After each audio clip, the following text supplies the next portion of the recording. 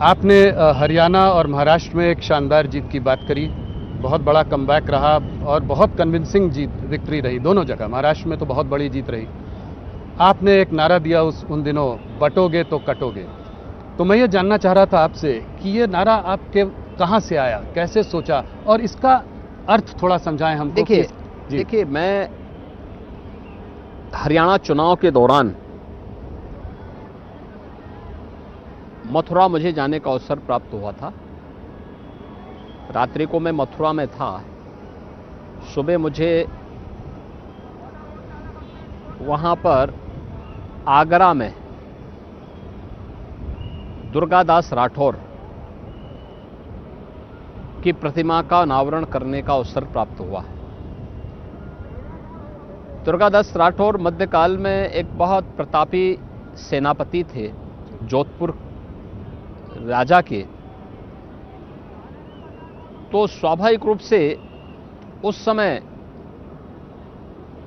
दुर्गादास राठौर के बारे में कहा जाता है कि जब जोधपुर के राजा महाराजा जसवंत सिंह को औरंगजेब परास्त नहीं कर पाया, उन्होंने उनके साथ समझौता किया और समझौते में इस बारे में कहा कि भाई आप अफगानों पे हमला करिए, मैं पीछे से आपकी सहायता करूंगा। राजा जसवंत सिंह जी जब अफगानों पर हमला करने के लिए निकले तो इसी में धोखे से औरंगजेब ने पीछे से हमला किया और राजा जसवंत सिंह उस युद्ध में शहीद हुए। उनका पुत्र अजीत सिंह साथ में था, रानी साथ में थी। जब सेनापति दुर्गादास राठौर ने देखा कि राजा को मारने के बाद अब ये राजकुमार को मारना चाहते हैं, तो उन्होंने राजकुमार और रानी को ले जाकर के एक आश्रम में उन्हें रखा और फिर वहां से उनको दूर लेके चले गए। जब राजकुमार अजीत सिंह बड़े हुए तो उन्होंने फिर जोधपुर का राजा उन्हें बनवाया।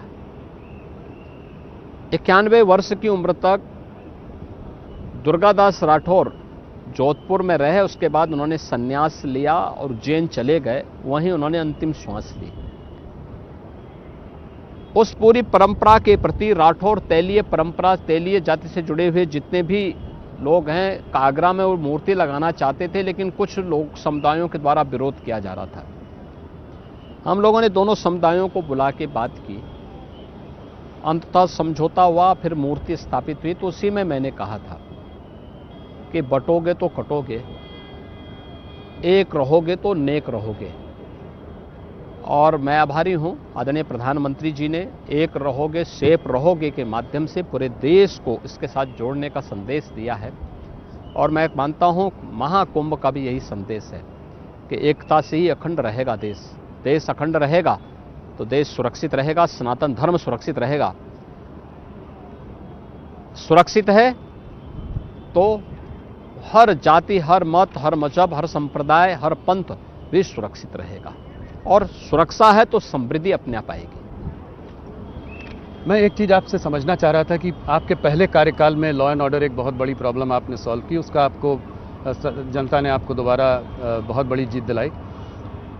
इस कार्यकाल में आपकी बड़ी उपलब्धियां क्या हैं? देखिए, हमने जो कहा सो करके दिखाया है।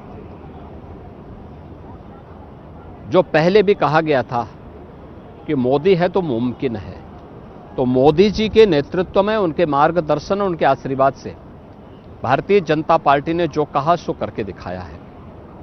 और मुझे लगता है कि जब व्यक्ति का आचार और विचार में साम्यता होती है तो जनता जनार्दन का आशीर्वाद उसके साथ में होता है।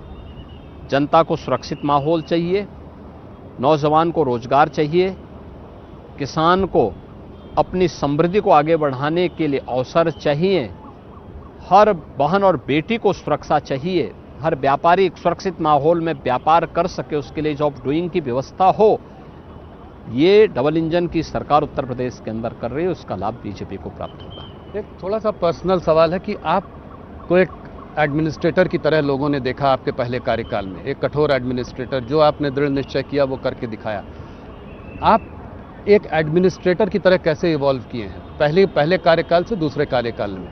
देखिए, मैं एडमिनिस्ट्रेटर नहीं हूं, मैं तो एक सामान्य नागरिक हूं, एक सामान्य साधु हूं। हमारे साधु परंपरा की, संतों और योगियों की परंपरा की जो दिनचर्या होती है उसका पालन करता हूं। हाँ, कठोरता से उसका पालन स्वयं के ऊपर करता हूं।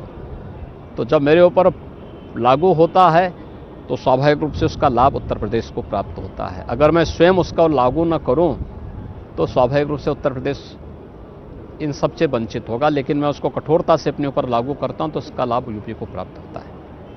योगी जी, आपने अभी हरियाणा और महाराष्ट्र में शानदार जीत की बात करी। अभी चुनाव है दिल्ली का, आप मैदान में उतरे हैं। आपने आते ही हिंदुत्व की बात करी, समाज को जोड़ने की फिर एक कोशिश की है। इस बार क्या लगता है, बीजेपी की सरकार 26 साल के बाद बन प्रयागराज पाएगी? में है ना जी, आप प्रयागराज में हैं? जी बिल्कुल। प्रयागराज में माँ गंगा, माँ यमुना और माँ सरस्वती का संगम की त्रिवेणी है। जी, यहाँ की यमुना जी में और दिल्ली की यमुना जी में अंतर देखिए। यहाँ की यमुना जी में आप आचमन भी ले सकते हैं, स्नान भी कर सकते हैं। क्या दिल्ली में ये संभव है? और मैं यही कहना चाहता हूं कि दिल्ली में आम आदमी पार्टी ने देश को धोखा दिया है, दिल्ली वासियों को धोखा दिया है, राजधानी वासियों के साथ धोखा किया है। आप देख सकते हैं वहां पर यमुना जी को गंदे नाले में बदल दिया है। उसका दुष्परिणाम दिल्ली वासी तो भुगत ही रहे हैं, हमारे मथुरा, वृंदावन, आगरा वासी भी भुगत रहे हैं। ये तो बाद में जब हम लोग आगे आते हैं, चंबल, केन, बेतवा और अन्य नदियों का पावन जल यमुना जी में मिलता है तो इतनी दिव्य नदी आती है। और फिर इसमें ट्रीटमेंट के प्लांट हम लोगों ने जगह जगह जो लगाए हैं, उसके परिणाम सामने हैं कि इतनी अविरल और निर्मल यहाँ पे गंगा जी और यमुना जी दिखाई देती है। अन्यथा इन लोगों ने जिस प्रकार की स्थिति पैदा की है, ये केवल नदी नहीं, ये तो भारतीय संस्कृति के साथ इन्होंने इसी प्रकार का धोखा किया है। यही धोखा इनका भारतीय संस्कृति के प्रति भी है। केजरीवाल जी ने पलट के कहा है कि जो है वो अपने एजुकेशन मिनिस्टर को यहाँ भेजना चाहते हैं ताकि वो योगी सरकार को कुछ टिप्स दे सके कि एजुकेशन में कैसे चेंजेस किए उनका एजुकेशन मिनिस्टर यूपी में आए तो यूपी से कुछ सीख करके जाएगा।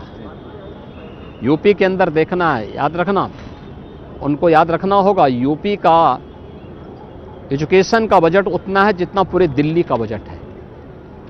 उनका 78,000 करोड़ का बजट है और यूपी का 1 लाख करोड़ रुपए से अधिक का बजट केवल एजुकेशन का है। पूरे दिल्ली का टोटल बजट 78 से 80,000 करोड़ का है और यूपी का 1 लाख से 1,20,000 करोड़ का अकेले एजुकेशन का बजट है। तो यहाँ आकर के वे हमें क्या सिखाएंगे, वे यहाँ से सीख के जरूर चले जाएंगे। और मैं चाहूँगा कि जैसे मैंने संगम में माँ गंगा, यमुना और सरस्वती की इस त्रिवेणी में डुबकी लगाई है पूरी कैबिनेट के साथ, उनको भी जाना चाहिए, एक बार वो भी डुबकी लगाएं तो अच्छा रहेगा।